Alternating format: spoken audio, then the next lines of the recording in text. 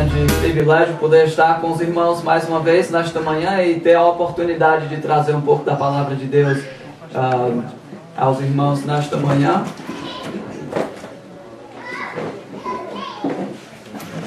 E compartilhar com os irmãos um peso que eu tenho no coração, daquilo que o Senhor tem trazido convicção no meu coração com relação à sua palavra e principalmente com relação à nossa responsabilidade como pastores, líderes, pessoas que têm a responsabilidade de trazer a instrução da palavra de Deus a outras pessoas. Enquanto eu estava me preparando para poder vir nessa viagem, saber que ia ter a oportunidade de lhes servir como seu tradutor, ministrando para vocês que são responsáveis por levar a palavra de Deus a outros. Eu estive estudando as epístolas pastorais, a instrução de Paulo a Timóteo e a Tito, e só considerando aquilo que ele tem a dizer para pastores, como é que nós devemos nos conduzir, o que é a prioridade para nós. E então eu gostaria de chamar a sua atenção e lhes convidar para abrirem as suas Bíblias em 1 Timóteo capítulo 1. 1 Timóteo capítulo 1. Paulo aqui está escrevendo para homens em que ele tem investido tempo significante, ele tem discipulado estes homens, ele tem preparado eles para a obra do Senhor, o ministério, e agora ele tem deixado eles na responsabilidade de ministrar na igreja. Na instrução que nós encontramos no texto em que vamos olhar hoje, que é 1 Timóteo capítulo 1, nós vamos ler os versículos de 1 a 7, mas só vamos ter tempo para concentrar no versículo 5. Mas aqui, nesta passagem que vamos estar estudando hoje de manhã, Paulo nos dá instrução de como instruir. Então, ele nos instrui em como instruir. Ele nos ensina a ensinar. E tendo dito isto, eu não quero que alguns de vocês achem, isso não aplica a mim, eu não sou a pessoa responsável por instruir. Ou as senhoras talvez achem que essa passagem aplica somente aos maridos, os pastores. Mas eu quero enfatizar logo de início que a realidade é que essa passagem é aplicável a cada um de nós que somos discípulos de Cristo. Cada um de nós que somos filhos de Deus, essa passagem aplica a nós. Primeiramente, se a gente apenas considerar a nossa responsabilidade como discípulos de Cristo, simplesmente em obedecer a sua grande comissão, lá Jesus, as suas palavras antes de partir, ele disse, ide fazer discípulos, e no versículo 20 ele diz o quê? Ensinando-os. Todo discípulo de Jesus Cristo tem a responsabilidade de ensinar, de instruir. De fato, nossa responsabilidade não é só de instruir, mas o processo de discipulado não está completo até que aquele também está ensinando e repassando tudo aquilo que nós o ensinamos. Este é o processo de discipulado. Então, todos nós, filhos de Deus, todos nós, discípulos de Jesus Cristo, devemos estar envolvidos no trabalho de discipular, que envolve instruir. A gargantazinha vai precisar de uma água.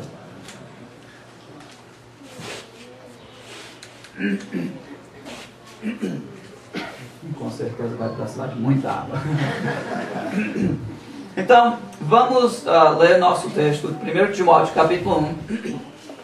Vamos ler os versículos de 1 a 7, e depois vamos nos concentrar especialmente no versículo 5. Paulo, apóstolo de Cristo Jesus, pelo mandamento de Deus, nosso Salvador, e de Cristo Jesus, nossa esperança, a Timóteo, verdadeiro filho na fé, graça, misericórdia e paz da parte de Deus Pai e de Cristo Jesus, nosso Senhor. Quando eu estava de viagem rumo da Macedônia, te roguei permanecesses ainda em Éfeso para admoestares a certas pessoas a fim de que não ensinem outra doutrina, nem se ocupem com fábulas e genealogias sem fim, que antes promovem discussões do que o serviço de Deus na fé. E o versículo 5 em que vamos nos concentrar. Ora, o intuito da presente admoestação visa ao amor, que procede de coração puro, e de consciência boa, e de fé sem hipocrisia. Desviando-se algumas pessoas destas coisas, perderam-se em loquacidade frívola, pretendendo passar por mestres da lei, não compreendendo, todavia, nem o que dizem, nem os assuntos sobre os quais fazem ousadas asseverações. Vamos baixar nossas cabeças em oração. Senhor Deus, nós te agradecemos pela sua palavra que é tão preciosa, sua palavra que nos instrui em como nós podemos ter um relacionamento contigo, nos instrui em como viver vidas que te agradam e nos instrui em como nós podemos instruir a outros. Nós pedimos que nesta manhã o Senhor abra as nossas mentes, nos capacite a pensar cuidadosamente, refletir cuidadosamente sobre essas preciosas verdades e nos ajude, nos dê corações abertos, nos dê um desejo para aceitar aquilo que o Senhor tem a nos dizer nesta manhã e colocar em prática nas nossas vidas para que o Senhor seja honrado e glorificado em tudo que fazemos. Pedimos isso no seu nome precioso. Amém. Amém. Já que nós só vamos ter a oportunidade de concentrar no versículo 5, quero tomar só um momento para dar um pouquinho do contexto que vem antes, para nos preparar para compreender realmente o que Paulo está enfatizando quando ele chega no versículo 5. Então, Paulo, como dissemos, está escrevendo a Timóteo, seu querido filho na fé, o qual ele tinha deixado encarregado do ministério da igreja de Éfeso, uma igreja que ele mesmo tinha iniciado, uma igreja em que ele tinha dedicado muito do seu tempo e muito esforço, uma igreja querida dele, e ele tinha deixado Timóteo, então, encarregado desta igreja e de levar à frente a obra neste local. E o que é interessante quando Paulo escreve a Timóteo é que ele tem um grande peso no seu coração. Um peso que o leva imediatamente após dar a sua introdução ao seu querido filho na fé, Timóteo. Ele pula imediatamente, nós já vemos no versículo 3, a abordar esta grande preocupação. E vejam lá, ele diz: quando eu estava de viagem rumo da Macedônia, te roguei permanecesses ainda em Éfeso. Tem uma tarefa lá, tem uma razão para estar lá, e evidentemente há talvez uma tentação de querer sair de lá, talvez há muita dificuldade. E seríamos naturalmente tentados a fugir daquilo, mas ele diz: roguei que permanecesses lá com uma razão, com um propósito, para admoestares a certas pessoas, a fim de que não ensinem outra doutrina. A preocupação de Paulo é que tem certos homens, certas pessoas nesta igreja que estão ensinando outra doutrina. Há uma falsa doutrina que está sendo espalhada na igreja de Éfeso, e esta é a preocupação. É isto que preocupa tanto a Paulo. Por quê? Por que má doutrina é tão preocupante a Paulo? É porque ele sabe que má doutrina é aquilo que produz, é aquilo que impulsiona tudo que é de prática pecaminosa. Má doutrina é aquilo que está no coração, que daquilo é o que toda forma de pecado vem. Por exemplo, se eu estou descontente e murmurando, o meu descontentamento é uma manifestação de uma falsa doutrina que naquele momento eu estou crendo. Eu estou naquele momento negando diversos dos atributos preciosos de Deus. Eu estou negando a sua bondade. Eu estou negando a sua soberania, reconhecendo que Ele é a pessoa que tem me dado as circunstâncias que tenho. Ele é a pessoa que tem me dado os recursos que eu tenho. Tudo vem da mão dele e é bom para, de acordo com Romanos 8:28, todas as coisas cooperam para o bem daqueles que amam a Deus. Deus está operando para o meu bem no meio dessa situação. Mas quando eu estou murmurando, eu estou negando preciosos atributos de Deus e estou, na verdade, criando um Deus falso. E isto é muito perigoso. Isto é o que falsa doutrina produz. Toda vez que eu peco é porque eu estou, de certa forma, negando ou criando uma falsa doutrina e crendo naquilo. Mas veja, no versículo 4, passando adiante, ele passa a elaborar algumas das características da falsa doutrina que está se manifestando lá em Éfeso. Ele diz que, entre outras coisas, que eles se ocupam com fábulas e genealogias.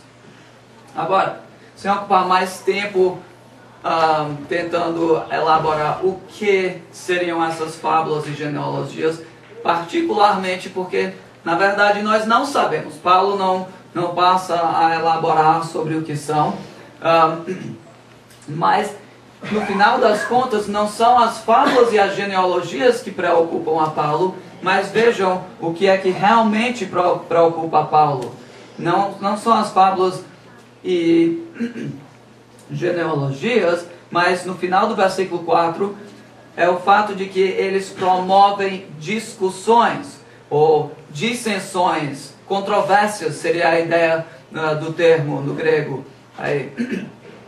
E note que eles promovem essas discussões, e a maneira que é traduzida aqui no português é do que, ou em vez de promoverem o serviço de Deus. É isto que eu quero que compreendam, então.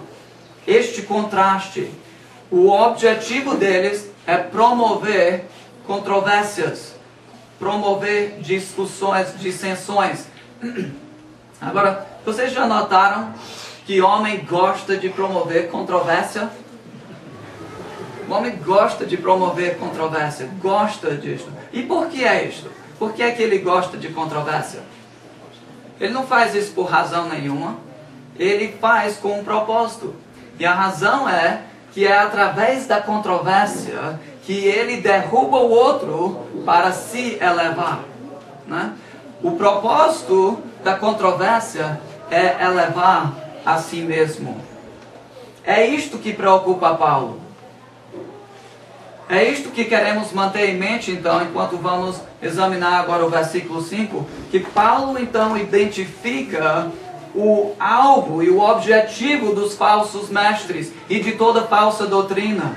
O alvo da falsa doutrina é voltada a si. A preocupação de Paulo não é com as fábulas e genealogias. A preocupação de Paulo, essas coisas são apenas as manifestações, são as formas em que a falsa doutrina manifestou-se naquela ocasião. Mas o que é comum a toda falsa doutrina, a toda doutrina de invenção humana, é o fato que ela eleva o homem, ela promove ao homem, ela é voltada para si, e é isto que preocupa a Paulo. Este alvo egocêntrico da doutrina humana Paulo diz, é incompatível, vai em direção contrária ao serviço de Deus. É isso que é preocupante, então. Então, desta curta passagem que vamos estar olhando, então, no versículo 5, meu desejo é lhes apresentar o propósito de Deus na nossa instrução. E o meio pelo qual, o propósito e o meio pelo qual nós alcançamos este objetivo, para que a aplicação deste princípio redunde então em muito fruto genuíno, tanto na sua própria vida, como também nas suas igrejas, com as pessoas com quem você está discipulando, os recipientes da sua instrução, para que Deus seja glorificado desta forma. Mais uma águazinha.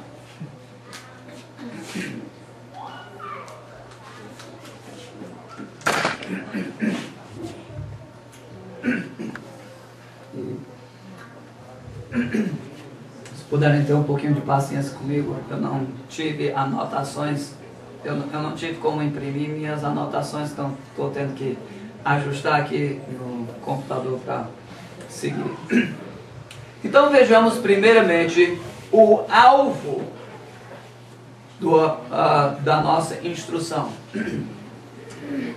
O alvo da nossa instrução, eu tenho intitulado este sermão, o alvo de nossa instrução. Primeiramente, vamos ler novamente o versículo 5. Ora, o intuito da presente admoestação visa ao amor, que procede de coração puro, e de consciência boa, e de fé sem hipocrisia.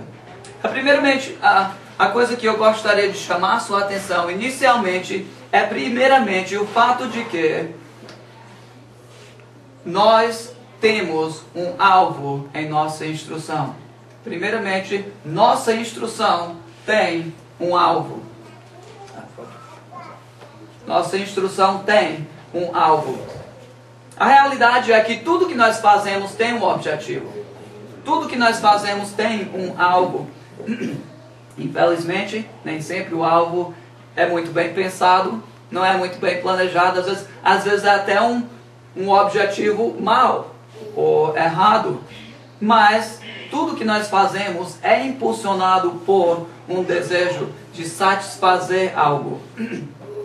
Quando nós agimos porque nós desejamos alcançar algum objetivo. Se eu quiser ir ao refeitório ali, o meu objetivo, o meu alvo de ir para lá é que me leva no caminho de lá. Eu não vou para lá sem querer ir para lá. Obviamente, então, a instrução tem um propósito. A nossa instrução tem um alvo. Nós não preparamos uma pregação simplesmente por preparar. Nós não fazemos porque não tem nada melhor o que fazer com o nosso tempo.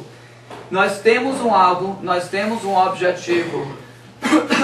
E a segunda coisa, então, que eu quero chamar a sua atenção é o fato de que nós não somente temos um alvo, mas nós temos somente um alvo. Vejam isto no texto. Tem o versículo. Ótimo. E nós vimos isso antes focalizando no fato de que o alvo da nossa instrução, ou como Paulo expressa no versículo, aí o intuito visa, isso aí são os termos que no português expressam o fato de que nós temos um alvo, nós temos um objetivo, né? E agora concentrando no aspecto singular. Esse daqui é o primeiro, né? E agora voltando a esse. Concentrando no aspecto singular. O intuito e o amor. Nós temos somente um objetivo, um desejo, um alvo. E aquele um alvo, de acordo com Paulo, é o amor. o que Paulo está nos dizendo aqui é que há um propósito bem específico. O caminho, para usar a ilustração de Jesus, é bem estreito. Ele está dizendo que quando eu prego, quando eu preparo uma pregação, quando eu preparo um estudo para comunicar para outra pessoa, quando eu abro a minha boca para falar com qualquer pessoa, para dar um conselho, para dar uma exortação, para dar uma admoestação, o intuito, o objetivo é sempre e exclusivamente estimular o coração daquela pessoa, é produzir amor. E o que Paulo está dizendo, novamente, lembra o contexto, lembre o contraste que está sendo dado aqui. Ele disse no versículo 4, o que está sendo contrastado aqui é com o versículo 4, qualquer outra instrução que sair da minha boca, que não tiver isto como um objetivo, que não tiver o amor, que não visa o amor, é falsa doutrina. Qualquer outra instrução que sair da minha boca será visando o meu próprio bem, estará buscando me elevar. Então aqui está em contraste o alvo, entre o alvo da falsa doutrina e o alvo da doutrina sã. O alvo que Paulo chama Timóteo a proclamar e o alvo da instrução que cada um de nós devemos pregar. O alvo, o goal, por exemplo, para usar essa ilustração, é bem estreito. Errar neste alvo significa que a gente está proclamando uma falsa doutrina, porque o nosso objetivo, o alvo, o intuito da nossa instrução é proclamar e exaltar e estimular dentro do coração do ouvinte um amor por Deus. Agora, só passando para o próximo ponto, que no nosso versículo é o primeiro termo usado aí, concentrando no contraste entre os alvos.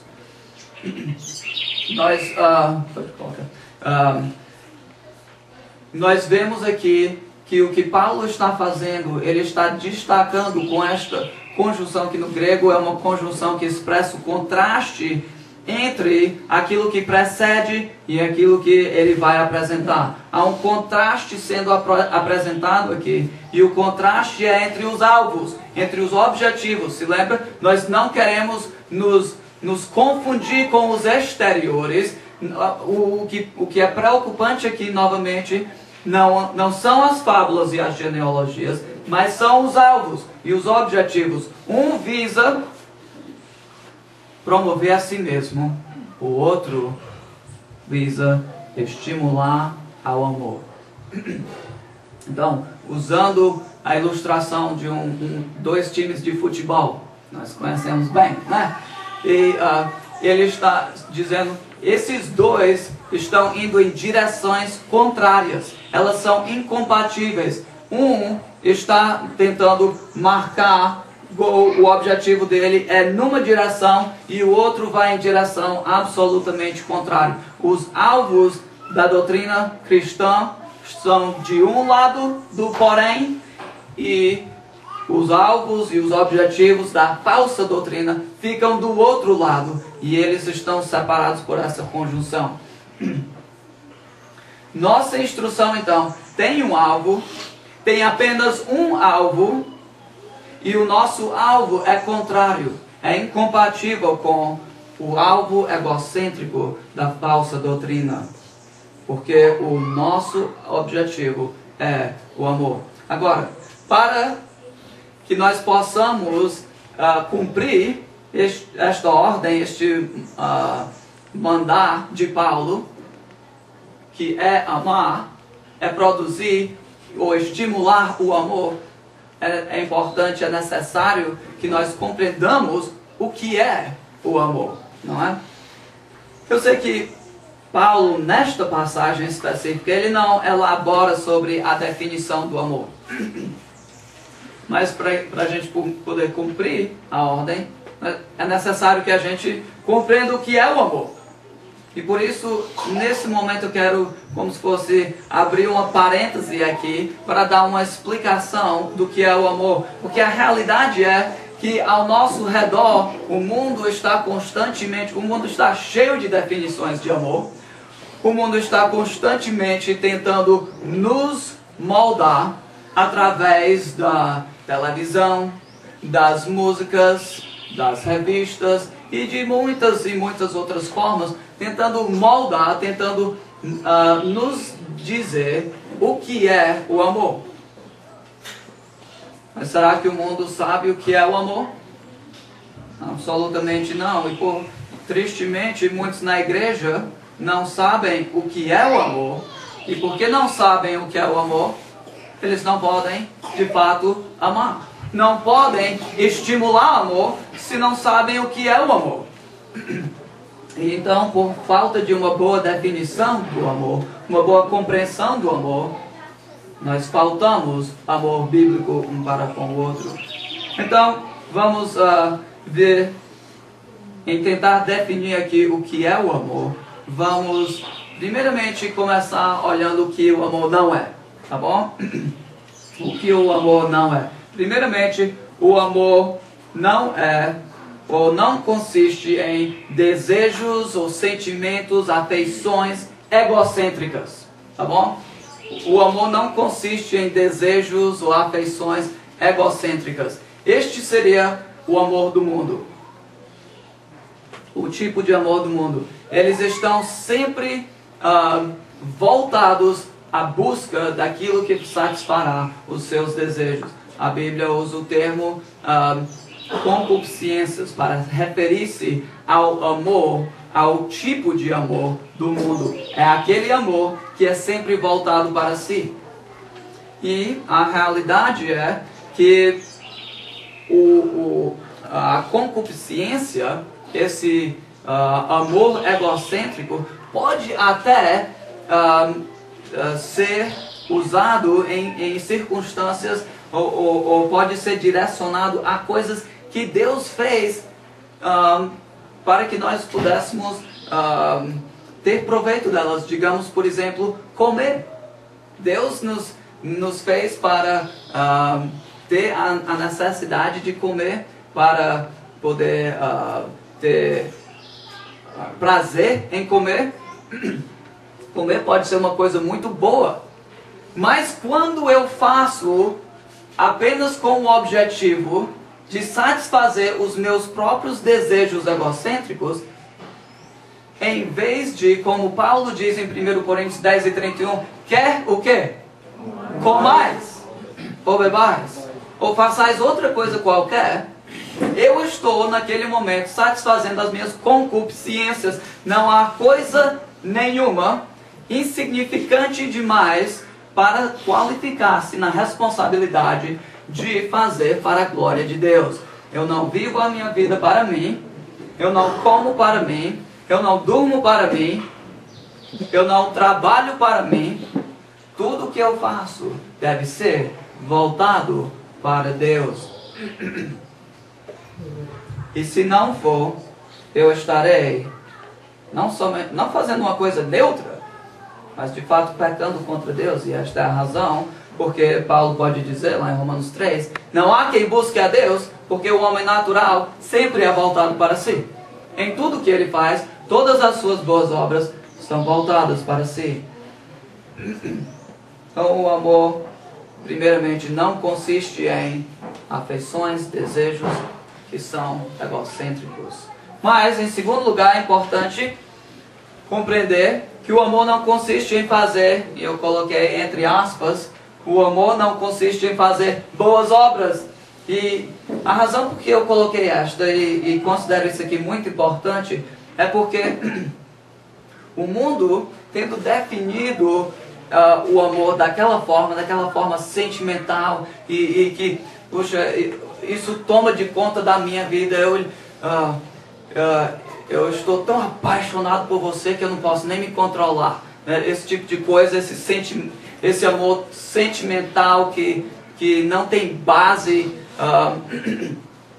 A igreja, muitas vezes, para fugir daquilo, porque não sabe responder àquela forma de amor, não sabe. O que é que eu digo para uma pessoa que diz: eu não posso me controlar, eu tenho que fazer isso porque é o meu desejo, eu não posso mudar o meu desejo. Na igreja, eles têm desenvolvido até, entre muitos pregadores bons, muitos intérpretes bons, têm desenvolvido uma definição de amor que dá uma equivalência a boas obras, que o amor consiste em fazer essas boas coisas. Eles usariam textos, por exemplo, como 1 Coríntios 13, para dizer, tá vendo? O amor é paciente, é benigno, etc, etc. E diriam, tá vendo?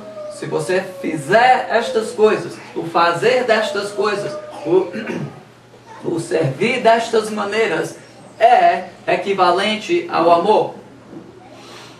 E o perigo, isso aparenta ser tão certo, né? Isso aparenta ser tão correto. A gente, tendo um conhecimento básico da palavra de Deus, a gente sabe que Ele nos chama a fazer essas coisas, né? E que essas coisas devem fazer parte da nossa vida. Então parece ser tão certo. Mas a realidade é que tem um perigo muito grande. E o perigo...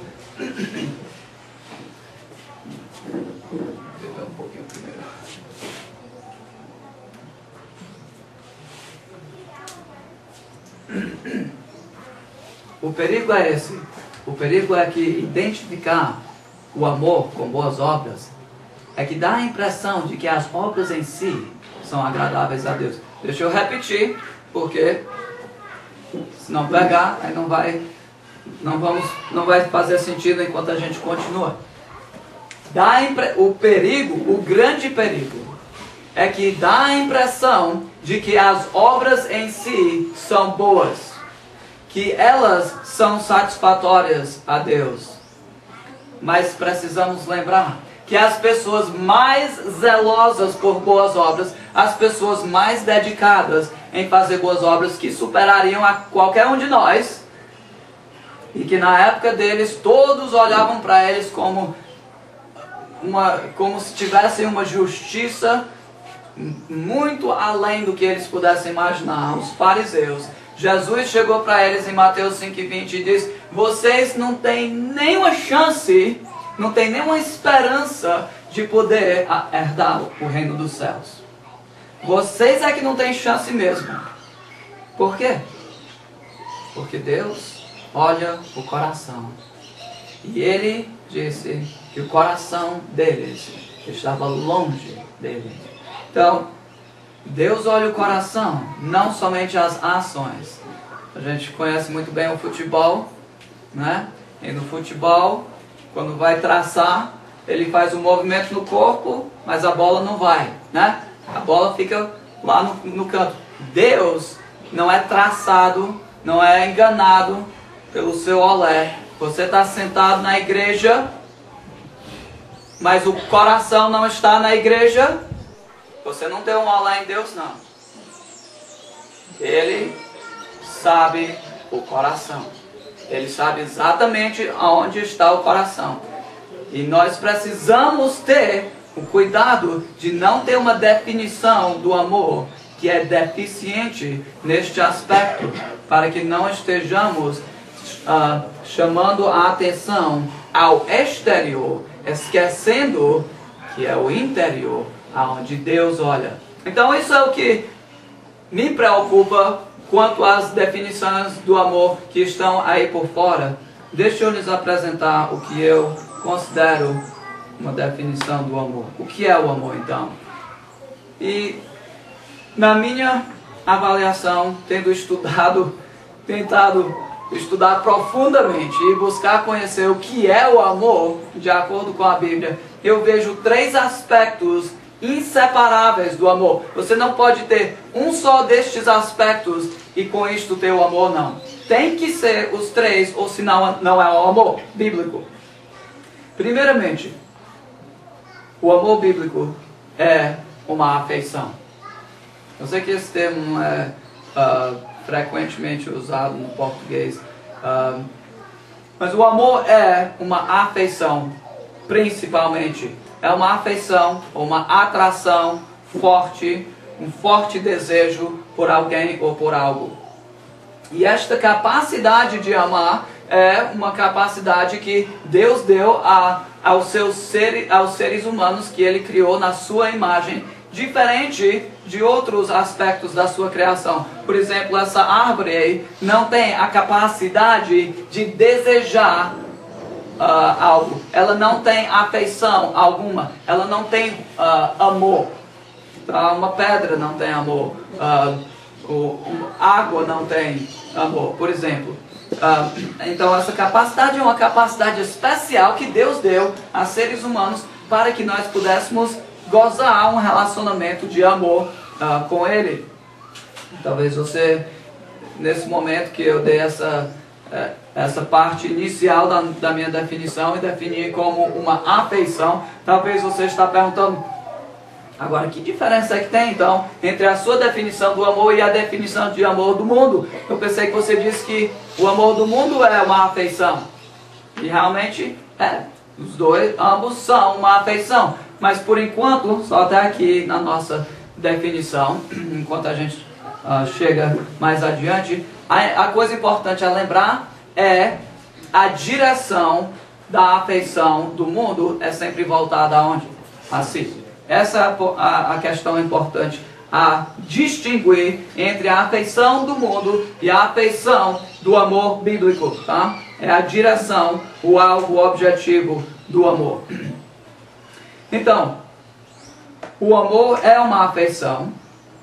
Segundo, o amor é uma afeição que se expressa no contexto de um relacionamento. E usar esse termo relacionamento, eu prefiro realmente o pensamento de uma aliança, que é mais comum no uso da Bíblia. Uma aliança. E a razão por que eu digo isto é o seguinte: nós iniciamos por dizer que o amor é uma afeição, mas o amor bíblico não é apenas uma afeição que é incontrolado ou que eu posso direcionar essa afeição no rumo em que eu quero direcioná-la. Não. O amor bíblico é um relacionamento, e um relacionamento tem parâmetros. Ela tem um contexto em que ela tem o direito de existir e o direito de expressar-se. E eu acho que eu vou ocupar um pouquinho de tempo para elaborar isso aqui, porque eu acho que uma das coisas que causa muitas pessoas a não compreenderem o amor é isso aqui. Eles acham que o amor é um sentimento só, é uma afeição só, e não compreendem que o amor bíblico tem diferentes níveis de relacionamento. Isso é importante considerar. Por exemplo, só para dar voltando atrás só um momento. Eu disse, há diferentes níveis de relacionamento e a primeira coisa importante a considerar com relação a isto é que quem é que estabelece estes relacionamentos ou essas alianças, os parâmetros que governam os relacionamentos de amor. Deus é que estabelece aqueles. E cada um dos relacionamentos, níveis de relacionamento de amor que existem, e que eu vou mostrar alguns exemplos para vocês, tem base teológica que servem para estabelecer estes níveis. O primeiro, por exemplo, é o amor por Deus. Tá? O primeiro relacionamento de amor, deixa eu Deixa eu talvez, antes de entrar nos exemplos, deixa eu só dar uma ilustração para que vocês todos estejam já concordando comigo antes de olhar lá. Isso aqui sendo um exemplo de como é problemático achar que amor é uma afeição só. Por exemplo, se eu chegar, eu tenho a responsabilidade de amar a todos, né? Todo ser humano feito na imagem de Deus, eu preciso amar, né? Nós veremos isso daqui a pouco. Eu preciso amar o meu próximo como a mim mesmo. Agora, já imaginou se eu chegasse para minha esposa e eu dissesse para ela: querida, eu te amo. Eu te amo muito. Eu te amo tanto. Mas compreenda que o meu amor por você é também o mesmo amor que eu tenho por todas as outras mulheres do mundo, todos os outros homens do mundo também. E se expressa, é o mesmo amor, é a mesma afeição, e se expressa da mesma forma. Tá vendo? Como é perigoso achar que é uma só coisa. É necessário compreender este elemento do relacionamento e é essencial compreender, em outras palavras, que não é simplesmente uma afeição que eu jogo para cima de qualquer pessoa da forma que eu quiser, ou para cima de qualquer coisa, mas não, Deus é quem estabelece a quem eu amo e como eu amo, e a que eu amo e como eu dou expressão àquele amor. E como eu disse, começa com o amor por Deus. Este é o primeiro relacionamento de amor que queremos ver, o amor por Deus. E este amor, esta afeição por Deus, é baseada em quê? O que é que move o meu coração a amar, a buscar, a ir atrás de Deus? É o caráter de Deus, é quem Ele mesmo é. Os seus preciosos atributos me fazem amar a Ele. A grande salvação que manifesta os seus preciosos atributos para mim enche o meu coração de amor e serve então como a base, este amor por Deus, este relacionamento principal, é o que então serve como base para todos os outros relacionamentos de amor que existem. Por causa do meu amor por Deus, então, partindo para o segundo relacionamento de amor, é o amor pelo meu próximo. Então, esse aqui é tudo. Não está aí. O relacionamento pelo ser humano, que foi criado na imagem de Deus. Se eu amo a Deus, então eu amarei o meu próximo, que foi feito na imagem de Deus, e que carrega a imagem de Deus. Terceiro, além daquele amor básico que eu tenho por todo ser humano, eu preciso ter um amor especial pelos da família da fé. Se lembra como Paulo disse? Um amor especial pelos da família da fé. E a base deste relacionamento de amor é o fato de que eles são os recipientes do amor especial de Deus.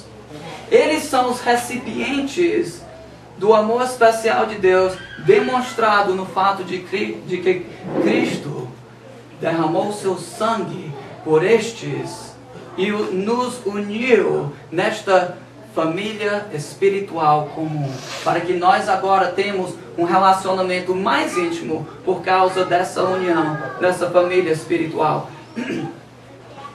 Além do nosso amor especial pelos nossos irmãos em Cristo, nós temos um nível de relacionamento de amor ainda superior a este, que é pela nossa família, que Deus nos deu. E com isto a responsabilidade de expressar aquele amor pelos membros da nossa família de uma forma ainda especial, além dos outros níveis. as responsabilidades de expressar o meu amor para a minha família são bem diferentes da minha responsabilidade de expressar o meu amor a qualquer ser humano, não é? E acima de todos, o relacionamento de amor supremo em termos de relacionamentos aqui nesta terra é o relacionamento que eu tenho com a minha esposa, não é? Porque este é um relacionamento que retrata, que serve como um retrato, um pequeno retrato daquele relacionamento especial que nós gozaremos para toda a eternidade. Nós como a noiva, com o nosso noivo Jesus Cristo, não é? Então é por isso que este é um amor tão exclusivo. Só tem uma pessoa no mundo que tem o direito de ser o recipiente deste amor. E novamente, os padrões que governam este relacionamento são dados por Deus. Deus é que me diz como é que eu demonstro este amor neste relacionamento. Então, Deus estabelece aquilo que eu devo amar. Ele me diz como é que eu dou expressão àquela pessoa dentro daquele relacionamento. E aquilo que é agradável a Deus, então se torna o meu desejo. Agrada-te do Senhor e Ele te dará... Exatamente. Ele transformará os nossos desejos para que nós vamos desejar aquelas coisas que Ele deseja. Aquilo que Ele deseja, Ele considera desejável, nós também consideramos desejáveis. E agora o terceiro aspecto do amor. Nós dissemos que o amor é uma afeição, que é uma afeição que se expressa dentro do contexto de um relacionamento. Tem parâmetros que governam o amor. E o terceiro aspecto indispensável é o fato de que o amor produz fruto. Agora você vê que quando eu disse o que o amor não é, eu disse que não, nós vimos como não é a expressão do mundo, a definição do mundo. E aí nós vimos também que não era apenas fazer boas obras, não é? Mas agora é importante considerar este aspecto e considerar ele na sua posição correta. O amor não é equivalente a fazer boas obras, mas a afeição do amor sempre expressa-se numa vida frutífera. Sempre.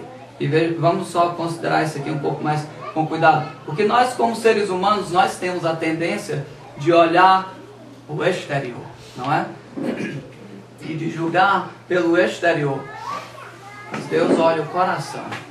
E só para dar um exemplo aqui para nós, isso aqui aplica a todos nós como pais. Independentemente de que somos pastores ou não, nós como pais, vamos só considerar isso aqui como exemplo. Quando nossos filhos desobedecem, digamos, o seu filho está gritando com a irmã dele. Tá? O filho está gritando com a irmã. Qual a sua tendência natural? Qual a nossa tendência natural? Tendência natural é o quê? Menino, para com isso! Né? Deixa de zoada! Né? Essa é a nossa tendência natural. Agora vamos considerar, agora chegando a uma compreensão melhor do que é o amor, e considerar também o que Paulo está nos ensinando neste texto. Qual é o problema nessa situação? O problema é que o filho está gritando. Gritar é pecado? Alguém? Gritar é pecado? Não. Muito bem. Gritar não é pecado. De fato, às vezes gritar é necessário, né? Eu posso Eu posso talvez estar numa situação onde eu tenho que gritar por socorro, né? Alguém vir me ajudar, socorrer uma pessoa. Gritar em si não é pecado. Pode ser muito bom em certas ocasiões. Gritar em si não é pecado. O que é o problema então nessa situação?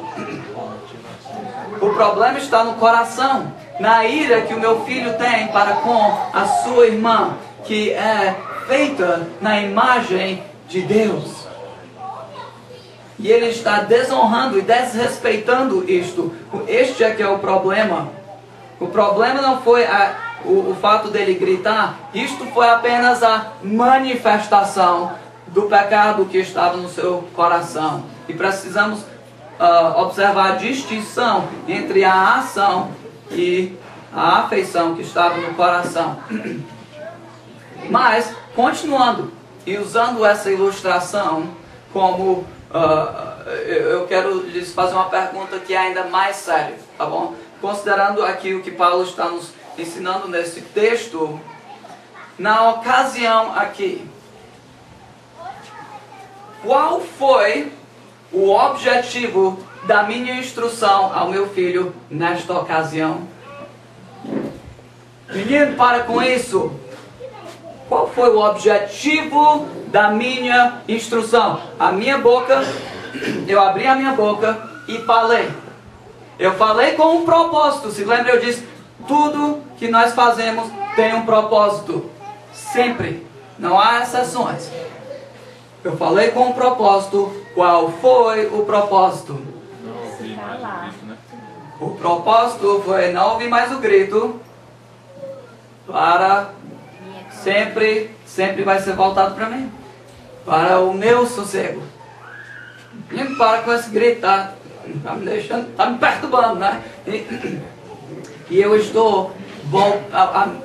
o objetivo, o alvo da minha instrução, nesta ocasião, foi voltada para mim mesmo. Infelizmente, de acordo com Paulo, como é que ele classificaria este tipo de instrução, pais, que nós praticamos por natureza, que nós temos a tendência de fazer? Paulo diz, qualquer instrução que erra o alvo de ter o propósito de estimular amor no coração da outra pessoa, é falsa doutrina. Eu estou ensinando o meu filho neste momento uma falsa doutrina. É grave, é muito sério. A gente precisa considerar isso. Você pode levar esse exemplo no seu discipulado de qualquer pessoa, na exortação. Eles estão envolvidos em imoralidade sexual. O que é a sua tendência? Você vai dizer, não faça isso. Você vai se concentrar no exterior, no fazer, na ação. Muito perigoso, porque, veja, não somente eu estou ensinando uma falsa doutrina, mas falsa doutrina sempre traz severas consequências. E nesse caso do meu filho, o que é tão perigoso sobre isso? Eu estou ensinando o meu querido filho que o que importa ao papai é o exterior. Eu estou dizendo, meu filho, o que importa para o papai é o exterior. Papai sempre chama a atenção ao exterior. Não faça isso, meu filho. Não faça aquilo. Faça isso aqui. Faça aquilo outro.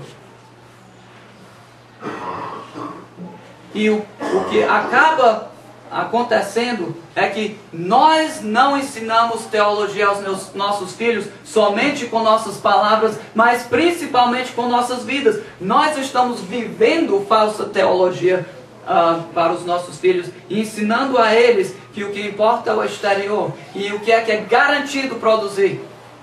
Um filho legalista.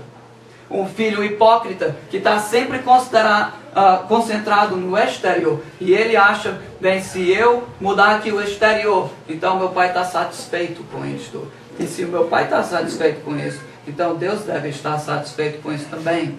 Quando na realidade, isso aqui que é o triste, pode haver 1000 razões porque ele parou aquela ação exterior. E todas elas serem pecaminosas, concentrar no exterior, dizer amor é equivalente à ação, é perigoso. É perigoso. Porque produz legalismo. Pode ter 1000 razões erradas para parar de fazer aquela ação e todas elas serão pecaminosas. Só há um que qualifica perante Deus. Só há um que é satisfatório perante Deus. E é por isso que eu tenho que compreender e ter uma compreensão mais ampla, correta do que é o amor. Quando nós temos uma definição deficiente do amor, nós não compreendemos, nós não percebemos que a afeição do amor é inseparavelmente conectada à ação do amor, ao fruto do amor que provém dela. Nossos desejos, deixa eu só lhe dizer, ampliar um pouco nisso aqui. Nossos desejos e sentimentos controlam aquilo que nós fazemos, tá?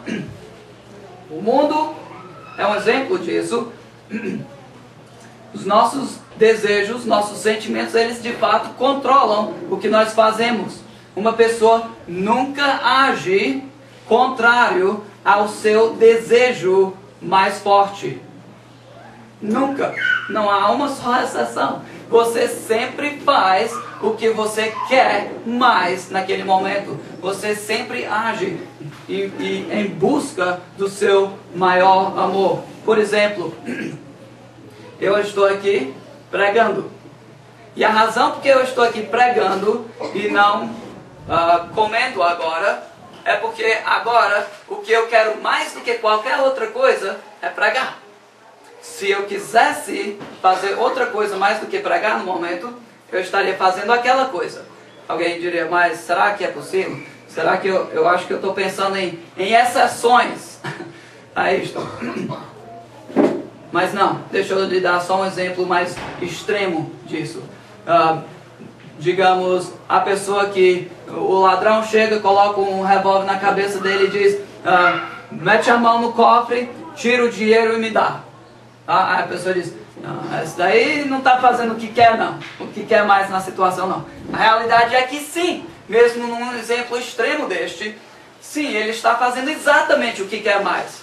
Ele faz uma avaliação neste momento e ele diz, ok, naturalmente eu não queria dar o meu dinheiro para o ladrão, mas, dada a situação, dadas as circunstâncias, eu prefiro dar o dinheiro do que entregar a minha vida. E ele faz o que ele achar melhor, porque se ele não achasse melhor, ele estaria pronto a morrer. E essa seria a ação que ele tomaria. Ou talvez ele acharia, não, tem chance aqui de eu tirar o revólver, e ele agiria sempre de acordo com o seu desejo superior. Agora, tendo dito isso, isso aqui é onde eu quero chegar, em compreender o fruto que provém da afeição do amor. É isso aqui. Se nós sempre fazemos aquilo que desejamos mais, se nós sempre agimos de acordo com o nosso maior amor, então a grande e importante pergunta é como é necessário eu sempre ter o desejo correto. Se eu sempre vou fazer o que eu desejo mais, eu preciso ter o desejo certo, né? Se eu sempre vou em busca do meu maior amor, é necessário que eu tenha o amor certo. E, com relação à minha instrução a outros, é importante, e eu vou abordar agora a segunda parte desse versículo, chegando lá agora, como é que nós desenvolvemos o desejo por uma coisa que não desejamos, né? Se eu sempre faço o que eu desejo, é necessário que eu tenha o desejo correto. Mas se eu não desejo, como é que eu posso criar um desejo? Ou naquela pessoa com quem eu estou discipulando, como é que eu estimulo o coração deles a desejar uma coisa que de fato é contrário àquilo que eles naturalmente desejam? Mas vamos chegar lá. Mas eu quero só, em conclusão nesse ponto, só lhes lembrar. O objetivo da minha instrução é estimular uma afeição, não mandar uma ação. Tá? Vou repetir para que lembrem. O objetivo da minha instrução não é mandar uma ação. Faça isso aqui. Pare de praticar essa imoralidade, essa pornografia ou alguma coisa assim. Não. Ele pode parar isso aí porque vai destruir, vai arruinar a família dele. Qualquer razão pecaminosa. O meu objetivo não é mandar numa ação, é estimular no coração uma afeição. E quando ele tiver essa afeição, será impossível que ele não tenha a ação correta. E quando ele está motivado por um desejo, um amor correto, ele sempre vai em busca daquilo, e em busca daquilo que é precioso, digamos na área sexual. Quando ele vê o sexo e o relacionamento em que Deus, o relacionamento lindo e precioso que Deus estabeleceu para isso, é impossível que ele ache atrativo aquilo que é tão abominável a Deus, que é uma perversão daquilo que é tão precioso. Então, como é que a gente chega a este ponto de estimular uma afeição numa pessoa? Como é que desenvolvemos uma afeição? Se o que Paulo está dizendo aqui é que o propósito da nossa instrução é estimular uma afeição, como é que eu faço isto? E a realidade é que nós temos estado, de certa forma, abordando isso o tempo inteiro, mas agora precisamos ser mais específicos. Paulo é específico. Vejamos agora a estratégia. Nós temos o alvo, nós temos o gol. O nosso gol, digamos, é aqui. Agora, como é que a gente chega lá? A estratégia de como chegar lá. Paulo nos diz o intuito da presente admoestação visa ao amor. Como é que eu vou poder estimular amor nos corações das pessoas? Paulo nos diz que é instrução. Instrução é o meio pelo qual Deus tem nos dado para estimular a afeição nos corações de pessoas. É o meio pelo qual funciona, primeiramente, no nosso próprio coração, né? Instrução. Deixa eu lhes dar um exemplo, tá? É possível você amar, ter um forte desejo, uma afeição por uma coisa que você não conhece. Você pode se animar por algo que você não tem nenhum conhecimento, nem passa na sua mente. É possível, gente? Não, não é possível. Você não pode se animar 0% por uma coisa que você não conhece de forma alguma. Tá? A minha filha gosta de ajudar a servir e ensinar as crianças lá na nossa igreja, as criancinhas pequenas. E lá na classe dela, outra senhora estava ensinando e estava dizendo: não, é maravilhoso ir para o céu e poder estar com Jesus para sempre. E uma das meninazinhas disse: eu não quero ir para o céu, porque eu quero ficar com meu pai e a minha mãe. Por que é que ela não queria ir para o céu? Por que é que ela não queria estar com Jesus? Por quê? Porque ela não conhece. Paulo está dizendo que o meio pelo qual nós produzimos e estimulamos esta afeição de amor é instrução. Instrução é o meio pelo qual nós buscamos alcançar este objetivo. O objetivo é amor, esta afeição, e nós precisamos estar sempre buscando ele, o meio pelo qual. A estratégia de alcançar o alvo é pela instrução, como Paulo disse em Romanos capítulo 10, como crerão se não há quem pregue? Não há como estimular o amor em uma pessoa sem a pregação da palavra de Deus. A fé e o amor bíblico são baseados na teologia da palavra de Deus. E sem isso não é possível. Agora, qual é o manual de instrução do amor? O manual de instrução. Paulo diz a Timóteo, em 2 Timóteo 3,16, toda a escritura é inspirada por Deus e útil para o ensino. Ela é o nosso manual de instrução do amor. Ela é que nos ensina todos aqueles níveis de relacionamento que nos dizem exatamente o que é que merece o nosso amor. Ela é que nos diz como dar expressão ao nosso amor dentro daqueles contextos. E tenho que resumir. Talvez já passei do tempo, né? Mas só em conclusão bem rápida aqui. A instrução é o meio, é o cano pelo qual Deus comunica graça ao ouvinte, ao recipiente da instrução. Mais uma vez, a instrução é o cano pelo qual a graça de Deus é comunicado ou chega, vai até ao recipiente da instrução. Não é possível ele ser convertido se não for por este meio que Deus tem providenciado, instrução. E então é importante que a gente avalie, mais uma vez dando o exemplo de nós como pais. Se instrução é aquele meio, é o cano pelo qual graça chega ao meu filho, e deixa eu só pausar aqui um momento, no meio desse pensamento. Muitas vezes pais pensam, eu não posso salvar meu filho sempre, né? Eu não posso salvar meu filho. Claro que nós não podemos salvar, mas Deus tem providenciado o meio pelo qual salvação chega a qualquer pessoa. E o meio é pela instrução que visa estimular amor no coração daquela pessoa. E se este é o meio, este é o cano pelo qual graça chega ao meu filho, à minha família, então, será que eu quero ser um cano seco? Um cano que não está transmitindo graça ao meu filho?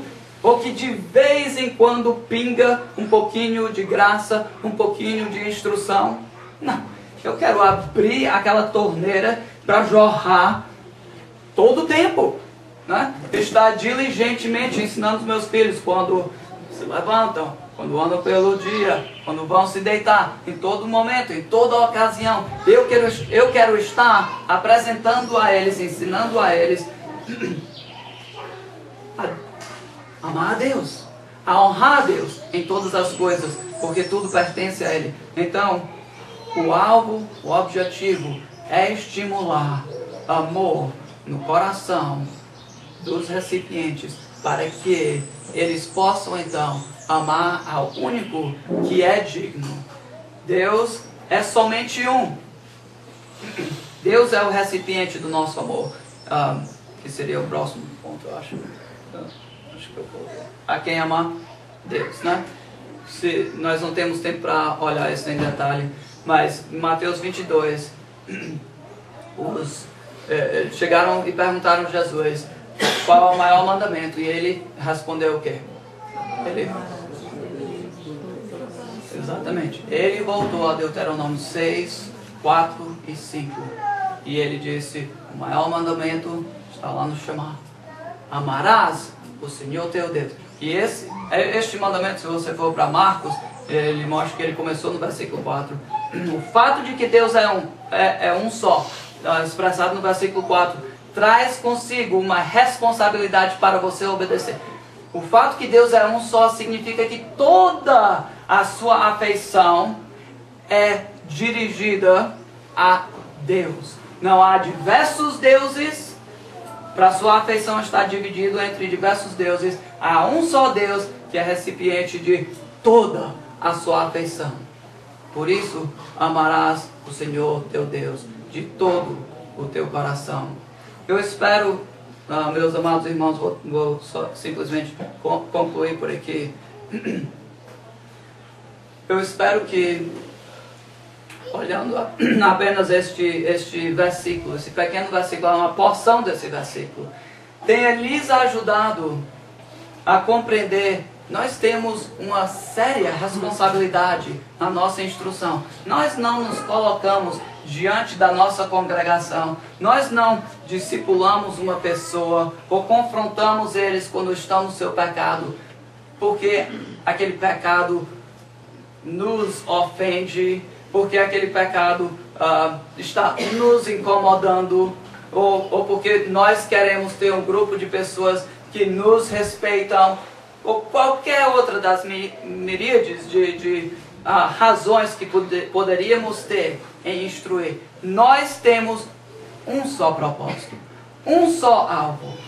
E o alvo é sempre estimular amor no coração da pessoa. E isto significa, meus queridos irmãos, que a nossa instrução não consiste em ordens, mas consiste em doutrina. Paulo não somente disse isso em 1 Timóteo 1 e 5. Leia as epístolas dele.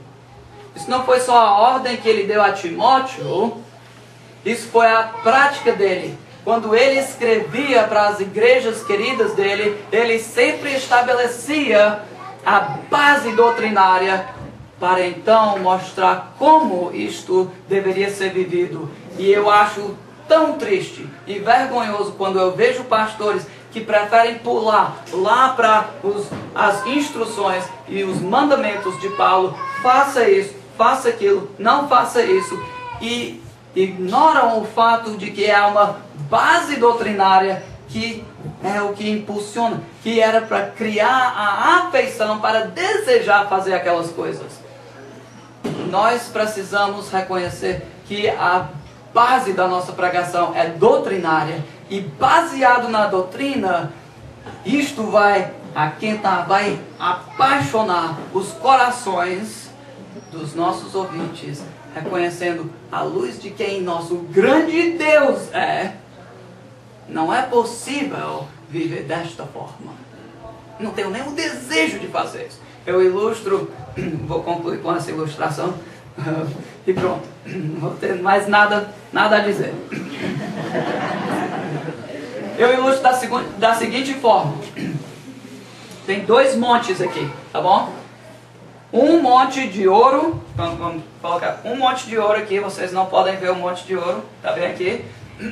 E o outro, aqui do outro lado, é um monte de esterco, tá bom? Um monte de ouro, um monte de esterco. Uma mosca vai voar por cima do ouro para chegar no monte de esterco. Ela nem se importa, não quer nem saber do ouro. O ouro não tem valor algum, ela não tem interesse algum no ouro, porque está interessado no esterco. Isso aqui, aos olhos da mosca, isso aqui é bom, eu quero isso aqui é de valor para mim, né? E ela vai atrás. E é isso que nós fazemos toda vez quando nós pecamos.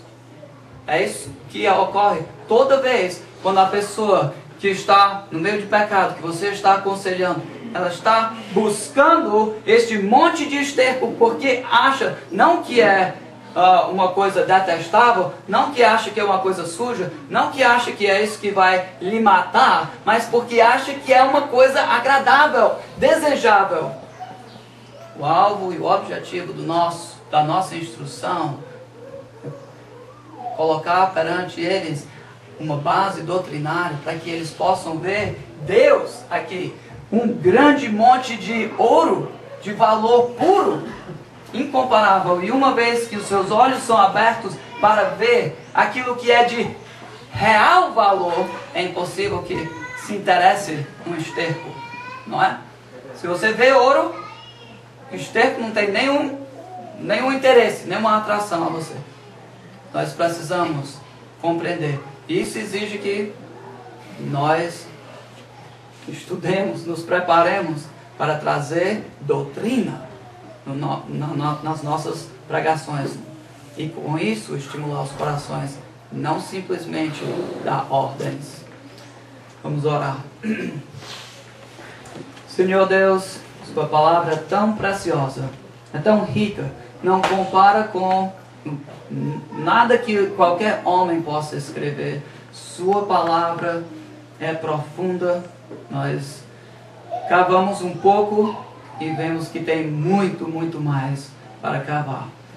Nós pedimos, ó Pai, que o Senhor nos encha primeiramente de amor por Ti, que nós cessemos de estar tão voltados a nós mesmos, tão concentrados na satisfação das nossas concupiscências, que não nos importamos com os corações das pessoas, que não nos importamos em estimular e promover amor nos seus corações e apontá-los para Ti, ó Pai. Nós pedimos que o Senhor use esta pequena porção da Sua palavra para trazer convicção nos nossos corações e que haja transformação em nossas vidas, que nós tenhamos o compromisso de sempre apresentar as Suas gloriosas doutrinas e chamar pessoas a Te buscar, e no processo estarão se arrependendo dos seus pecados. Pedimos isso no Seu nome precioso.